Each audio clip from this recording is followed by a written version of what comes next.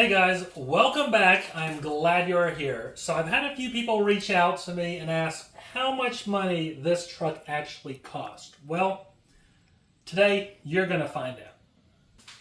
So before we actually start going over the numbers, yes, these new trucks are very expensive. I definitely agree with everyone that's going to be like, man, that's a lot of money for a truck, and it is. Considering last year you could get a 2023 the TRD top tier one for like 50 grand or even less. And now the new ones are like, what, 65,000 bare bones for the TRD Pro. So yes, this truck is expensive. I am letting you know that. It was a lot of money. I do think it is overpriced. I would be happier if it was a lower price. But today we'll just kind of go over the numbers, what I was quoted, what I negotiated down to, and what we actually paid with all the fees and taxes and all that kind of stuff. Obviously, every state varies. You have some states that have much lower taxes and no taxes at all on new vehicles. So today we're going to go through and just kind of look at the numbers. I am in North Carolina. So all the numbers you will see will be North Carolina tax. So let's get to it. So we'll actually start by going over the window sticker itself and all the different packages and everything that this one came with, because every vehicle is different, comes with different things. So first thing you'll notice is the fuel economy, slightly better than the gas model. It does have 24 highway. You do still end up spending about $2,000 more in fuel over 5 years compared to the new vehicle. There's all that other stuff. So kind of jumping into it, we have the iForce Max Hybrid, safety and convenience, exterior. This does have the fabric seats. It's not the premium tier. So the base MSRP for this one's $46,600. The upgrades this one had was the audio upgrade, the upgrade package, so it has the adjustable front seats, leather trim, heated steering wheel, the JBL premium audio with the flex speaker, integrated brake control, and power rear window. Because it is solar octane, it does actually have that $425 premium paint cost. It does have a few accessories here on it. So it has the aluminum running boards. That was $1,500. Toyota Guard Platinum. That is something I think that's only in the Southeast. As far as what that is, you can see here. Oil changes, roadside assistance, paint protection. This also has clear paint protection on the door package.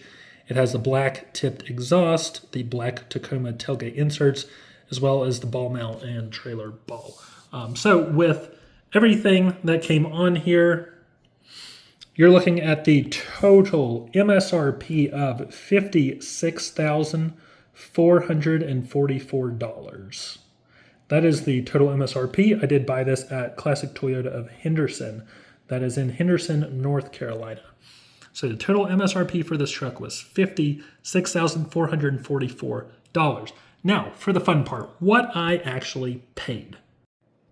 So one thing worth mentioning, the dealership originally quoted me at $60,000 out the door, which would have, been a couple grand more than the MSRP once you add all the taxes and fees. They originally gave me a quote with it at MSRP. I wasn't able to negotiate down. So keep in mind when we go over these numbers that $60,000 is what they had originally quoted me at out the door. So again, the MSRP is $56,444. Now, what we were actually able to get it down to was $53,303.91. That is before taxes, fees, doc fee, all that kind of stuff. So you're going from $56,000 to $53,000 off MSRP. I know a lot of people pay MSRP, but all you need to do is negotiate. Most dealers will be willing to work with you. So their documentation fee is $999, which is the highest doc fee I have seen at any dealership. So once you factor in the sales tax of $1,600, again, I am based in North Carolina. Sales tax is different for every state. The filing fee, license fee, title fee, total delivered price. So the total delivered price, and I put $1,000 down on this. So the total delivered price is $56,275.